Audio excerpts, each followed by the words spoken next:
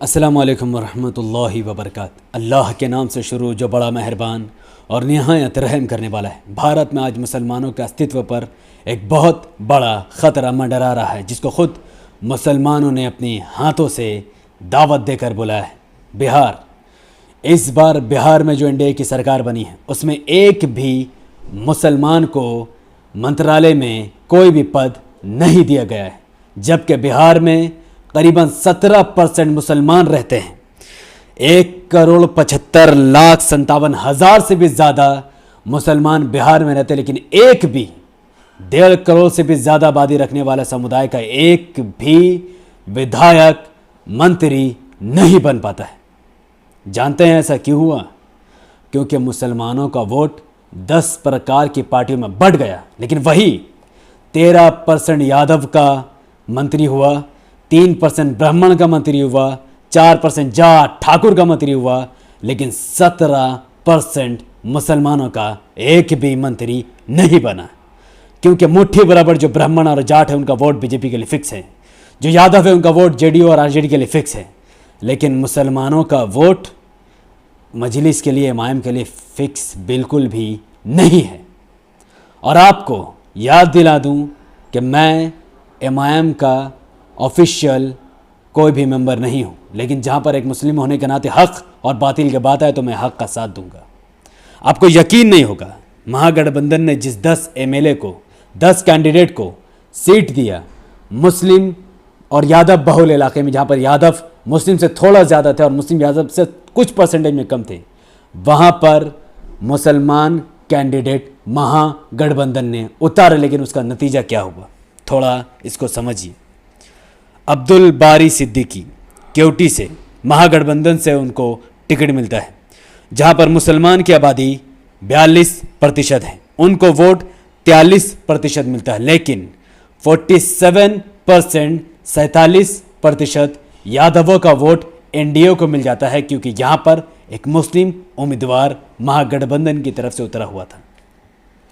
अफजल अली खान गौर Boram से, जहाँ पर मुस्लिम 32% है, उनको 36% वोट मिलता है, लेकिन एक 40% यादवों का वोट एनडीए को चले जाता है, क्योंकि यहाँ पर महागठबंधन ने मुस्लिम प्रत्याशी को टिकट देकर उतारा था और यादवों को इस बात पर हजम नहीं हुआ कि वो कैसे किसी मुसलमान को वोट दे देंगे। तीसरा, मशकूर उस्मानी जाले से, मुस्लिम 35% वहाँ पर रहते हैं, उनको कुल 38% वोट मिला, लेकिन 51 से भी ज़्यादा 51% वोट एनडीए को गया। वहाँ पर भी यादवों ने मुस्लिम उम्मीदवार को वोट नहीं दिया। चौथा, मोहम्मद फयाज आलम 37% मुस्लिम बिस्वी में रहते हैं, वहाँ पर उनको 42% वोट मिला, लेकिन 48% यादव का वोट एनडीए को गया और वहाँ पर वो मुस्लिम कैंडिडेट हार गया। टोटल 10 मुस्लिम कैंडिडेट ऐसे थे जिनको महागठबंधन ने ऐसी जगहों पर टिकट दिया जहां पर यादव और मुसलमान में थोड़ा सा अंतर था, लेकिन वो थोड़े से मुसलमानों ने तो मुस्लिम कैंडिडेट को वोट दिया, लेकिन यादवों के मेजॉरिटी अक्सरियत ने एनडीए को वोट देकर जिता दिया। लेकिन वही कई सारे मुस्लिम मेजॉरिटी में, जहां पर बिहार में लोग रहते हैं, वहां पर मुस्लिम मेजॉरिटी एरिया होने के बावजूद भी, मुस्लिम मेजॉरिटी विधानसभा होने के बावजूद भी मुसलमानों ने आरजेडी और कांग्रेस के प्रत्याशी को, जो कि यादव समुदाय से आता है, उसको वोट देकर जिताया, वोट देकर कामयाब किया, लेकिन मुस्लिम कैंडिडेट को यादव ने बिल्कुल भी वोट देना गवारा नहीं किया। और आज मैं आपसे यही सवाल कर रहा हूं कि जब यादव को वोट दे रहा है, ब्राह्मण को वोट दे रहा है, जाट को वोट दे रहा है, दलित को वोट दे रहा है, आदिवासी को वोट दे रहा है, लेकिन मुस्लिम क्यों अपना vote SP, BSP, Congress, RJD, JDU, CPM, TMC में बांटकर अपने आप को बर्बाद कर रहा है? आप जानते हैं कि 13% यादव समाज का, 17% मुस्लिम समाज का, 17% मुस्लिम होने के बावजूद भी एक भी एमएलए, विधायक, मिनिस्टर नहीं बना, जबकि जेडीयू में एक मुस्लिम एमएलए है। वही 13% यादव में से कई सारे यादव मिनिस्टर बन गए। मुट्ठी बराबर 3% ब्राह्मण के भी मिनिस्टर बन गए। मुट्ठी बराबर 4% जाट और ठाकुर के भी मिनिस्टर बन गए, क्योंकि यादव का वोट और 3% मुट्ठी बराबर ब्राह्मण और 4% मुट्ठी बराबर जाट का वोट बीजेपी कांग्रेस के लिए फिक्स है। इनका वोट 10 पार्टी में नहीं बढ़ता है, इसीलिए आज इनकी सरकार भी है और इनकी मिनिस्ट्री भी है। लेकिन 17% मुस्लिम समुदाय का वोट, यानी 1,75,00,000 से भी ज़्यादा बिहार में जो मुस्लिम रहते हैं, इनका वोट आरजेडी में भी बढ़ता है, जेडीयू में भी बढ़ता है, कांग्रेस में भी बढ़ता है, बीजेपी में भी बढ़ता है, सीपीएम में भी बढ़ता है और अन्य राज्यों, अन्य पार्टियों में बढ़ जाते हैं। लेकिन ये लोग एमआईएम को वोट नहीं देना चाहते, जबकि एमआईएम एक सेक्युलर और बेहतरीन भारत की सबसे अच्छी पार्टी है। यही वजह है कि पूरे भारत में बीजेपी सरकार बना रही है, क्योंकि ब्राह्मणों का वोट बीजेपी और कांग्रेस के लिए फिक्स है, इनका वोट नहीं बढ़ता है। लेकिन मुसलमानों का वोट मजलिस को छोड़कर तमाम पार्टियों में बढ़ जाता है। अब बिहार में मुसलमानों के लिए 1% भी काम का होना नामुमकिन है। सिर्फ वो 5 सीटों पर काम होगा जहां पर एमआईएम के लोग कामयाब हुए हैं। वो 5 सीट कोचाधामन, बैसी, अमौर, जौकीहाट और बहादुरगंज, जहां जहां एमआईएम के एमएलए जीते हैं, वो अपने फंड से और विधानसभा में लड़कर अपना हक लेंगे और अपने अपने कंस्टिट्यूंसी में काम करेंगे। वहां के मुसलमान और दलितों का फायदा होगा, क्योंकि वहां पर एमआईएम जीती है। क्योंकि 17% आबादी वाले मुसलमानों का कम से कम 50 मुस्लिम उम्मीदवार किसी भी पार्टी से हो जीतना चाहिए था। लेकिन यह बहुत बड़ी साजिश का शिकार किया गया कि आरजेडी और महागठबंधन ने, कांग्रेस ने ऐसी जगहों पर मुस्लिम कैंडिडेट को टिकट दिया जहां पर यादव ज़्यादा थे और मुसलमान कम थे, और यादवों ने मुसलमानों से नफरत करके, मुसलमानों पर ना भरोसा करके एनडीए को वोट दे दिया। और आरजेडी और कांग्रेस ने वहां यादवों को और दूसरे समुदाय के लोगों को टिकट दी जहां मुस्लिम मेजोरिटी में थे, और मुसलमानों ने बिना भेदभाव किए उनके समुदाय के लोगों को जिता दिया। और अब एक भी मुस्लिम मिनिस्टर बिहार में नहीं है और ना ही आने वाले वक्त में होगा, जब तक मुसलमान, दलित अपना वोट को इसी तरीके से बिखेरते रहेंगे और एमआईएम के साथ धोखाबाजी करते रहेंगे।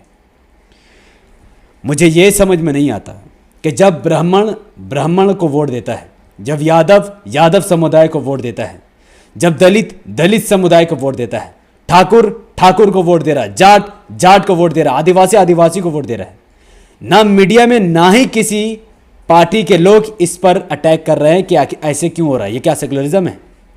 लेकिन जब एक मुसलमान सेक्युलर पार्टी एआईएमआईएम को वोट दे रहा है अपनी आंखें को खोलकर हक इंसाफ के लिए, तो वही टीएमसी का लीडर उसे तालिबान कैसे कह सकता है। अब मुसलमान आंख नहीं खोलेंगे तो कब खोलेंगे? मुझे यकीन नहीं होता कि मुसलमान अपनी आंख नहीं खोल रहे हैं। बंगाल में भी, वेस्ट बंगाल में आने वाले इलेक्शन में, वेस्ट बंगाल में 27% से भी ज़्यादा मुसलमान हैं, यानी करीबन 2.5 करोड़ मुसलमान वेस्ट बंगाल में हैं। लेकिन वहाँ पर भी ज़्यादा मुस्लिम मिनिस्टर नहीं है। ज़्यादातर मिनिस्ट्री पद में बनर्जी, चटर्जी, फटर्जी, ये लोग पॉल वॉल जैसे घुसे हुए हैं। और सबसे ज़्यादा मुसलमान मुर्शिदाबाद, मालदा और उत्तर दिनाजपुर में रहते हैं। लेकिन फिर भी इन तमाम मेजोरिटी में होने के बावजूद भी मैक्सिमम कंस्टिट्यूंसी में, मैक्सिमम विधानसभा में बनर्जी, चटर्जी जैसे लोग जीते हुए हैं। वहाँ पर मुसलमानों को टिकट तक नहीं देती ममता बनर्जी। इसीलिए मुसलमानों का ना काम होता है और ना ही मुसलमानों का कोई भी मिनिस्टर बन पाता है। और अब मैं आपसे आंख खोलने की गुजारिश करता हूं कि आने वाले बंगाल इलेक्शन में आप सबको एमआईएम का साथ देना पड़ेगा। एमआईएम मालदा, मुर्शिदाबाद, उत्तर दिनाजपुर, जहाँ जहाँ एमआईएम के वर्कर्स ने काम किया है, जहाँ जहाँ लोगों को लगा कि 70 साल से अगर बदलाव नहीं आया, टीएमसी ने हम लोगों के लिए कोई काम नहीं किया और बीजेपी से कोई उम्मीद नहीं है, तो वो लोग जब एमआईएम का साथ दे रहे हैं तो आपको एमआईएम को वोट देना पड़ेगा। क्योंकि बिहार में कम से कम 50 एमएलए जीतना चाहिए था। 17% मेजोरिटी में 13 करोड़ से भी ज़्यादा आबादी वाले बिहार में कम से कम 50 मुस्लिम एमएलए जीतना चाहिए था। लेकिन अब RJD, Congress, BJP, JDU, CPM की साजिश के तहत मात्र 19 मुस्लिम एमएलए ही जीत कर आए हैं, जबकि कम से कम 50 मुस्लिम एमएलए को जीतना चाहिए था।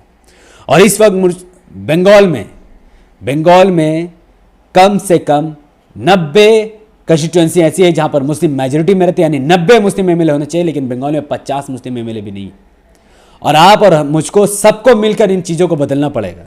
अगर मुसलमान मेजोरिटी में हैं, अगर यादव मुसलमानों को वोट नहीं देना चाहता, ब्राह्मण मुसलमानों को वोट नहीं देना चाहता, जाट ठाकुर मुसलमानों को वोट नहीं देना चाहता, अन्य समुदाय के लोग मुसलमानों को वोट नहीं देना चाहते, तो फिर हमें भी अपनी आंखों को खोलकर उनको वोट देने का कोई भी राइट हमें नहीं बनता है। और हमें भी अपने लोगों को और सेक्युलर पार्टी को वोट देने की अब जरूरत है। और अब आप सबको एमआईएम का साथ देना ही पड़ेगा। और वेस्ट बंगाल में किसी भी हालत में कोई भी पार्टी से हो, अगर मुस्लिम कैंडिडेट है तो ही मुसलमान उसे वोट देगा, वरना नहीं देगा।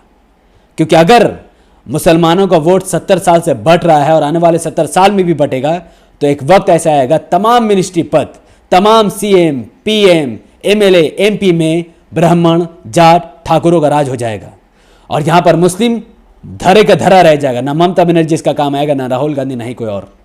इसीलिए अब मुसलमानों को समझना पड़ेगा, सेक्युलर पार्टी का साथ देना पड़ेगा, एमआईएम का साथ देना पड़ेगा और इस बार ममता बनर्जी पर इतना प्रेशर बनाओ कि ममता बनर्जी मुस्लिम बहुल में कोई चटर्जी, बनर्जी, फटर्जी को नहीं, बल्कि मुस्लिम कैंडिडेट को टिकट दे। एमआईएम जीते या ना जीते, मुस्लिम कैंडिडेट मुस्लिम इलाके में जितना ही चाहिए, क्योंकि मुसलमानों का विकास नहीं हो रहा। पूरे बंगाल में विकास हो रहा है, लेकिन मुसलमानों का कोई भी विकास नहीं हो रहा है। और मैं इससे ज़्यादा कुछ नहीं बोलूँगा, क्योंकि इतनी बातें आंखें खोलने के लिए काफ़ी है। लेकिन अब भी अगर आप मुनाफिकत में आकर अपनी पार्टी को ठुकराकर, सेकुलर पार्टी को ठुकराकर टीएमसी को, ब्राह्मण जैसी पार्टी को वोट देना चाहते हैं, बीजेपी और कांग्रेस को वोट देना चाहते हैं, तो आपकी मर्जी। लेकिन उसी बंगाल में मैं भी रहता हूँ। जो बंगाल का भविष्य है वही मेरा भी भविष्य है, वही मेरा भी फ्यूचर है जो बंगाल का फ्यूचर है। मैं वहाँ के मुसलमानों को बर्बाद होते हुए नहीं दे सकता। मुझे जान लगानी पड़ा तो लगा दूंगा, लेकिन बंगाल के मुसलमानों को समझा कर रहूँगा कि किस तरह की साजिश के तहत मेजोरिटी एरिया में ब्राह्मण, पॉल, चटर्जी, बनर्जी को टिकट देकर ममता बनर्जी जिता रही है और मुसलमानों को वोट खाकर सत्ता में आकर मुसलमानों के बैंड बजा रही है, बीजेपी से डरा डरा कर वोट ले रही है और मुसलमानों के लिए कोई काम नहीं कर रही है। इसीलिए जितना ज़्यादा हो सके इस वीडियो को अवेयरनेस फैलाने के लिए, लोगों को जागरूकता अभियान से जोड़ने के लिए, मुसलमानों, दलितों की आँख खोलने के लिए इसको जितना ज़्यादा हो सके व्हाट्सएप, फेसबुक, इंस्टाग्राम में शेयर कीजिए, क्योंकि यही यूट्यूब का एल्गोरिदम है। जब बहुत ज़्यादा किसी वीडियो पर लाइक पड़ता है, बहुत ज़्यादा कमेंट होता है, बहुत ज़्यादा शेयर होता है, तो वीडियो वायरल होती है। वीडियो एक एक दिन में लाखों लोगों तक पहुंच जाती है। तो आपको ज़्यादा से ज़्यादा लाइक करना है और मेरे काम को सपोर्ट करने के लिए आप ये काम भी कर सकते हैं। जितना ज़्यादा आपसे हो सके उतना ज़्यादा ये काम कीजिए, शेयर कीजिए, लाइक कीजिए, चैनल द पॉलिटिकल को सब्सक्राइब कीजिए, फेसबुक, व्हाट्सएप, इंस्टाग्राम, हर जगह इसको शेयर कीजिए। यूट्यूब के चैनल में भी मेरे वीडियो को डालिए, मैं कोई कॉपीराइट नहीं मानने वाला। आपसे जितना ज़्यादा हो सके इस वीडियो को लोगों तक पहुंचाइए, इसे डाउनलोड कीजिए, कंप्यूटर, पीसी में चलाइए, टीवी में चलाइए, जितना ज़्यादा हो सके लोगों को खोल खोल कर दिखाइए कि देखो, जब हमारे साथ अन्य समुदाय के लोग इस तरीके से व्यवहार करें और मुस्लिम कौम बर्बाद हो रही 70 साल से, तो अब वक्त है आँख खोलने का और मजलिस का साथ देने का, उस इंसान का साथ देने का जो हमेशा आपके लिए लड़ता है, जो हमेशा आपके लिए बोलता है, जो हमेशा कौम के लिए, संविधान के लिए, सेक्युलरिज्म के लिए, देश के लिए लड़ता है। तो हम सब की जिम्मेदारी है कि हम ऐसे शख्स का साथ दें जो हमारा साथ देता है, ना कि ममता बनर्जी जो बीजेपी से डर के आपसे वोट ले रही है, ना कि नरेंद्र मोदी जो आपको डरा रहा है, बल्कि हमें अल्लाह से डरनी चाहिए, ना कि किसी पार्टी से। बहुत बहुत शुक्रिया। अस्सलामु अलैकुम वरहमतुल्लाहि वबरकातुहू। अल्लाह की सलामती रहमत बरकत अब तमाम भाई और बहनों पर हो। मैं अल्लाह भी पीस अपॉन अस।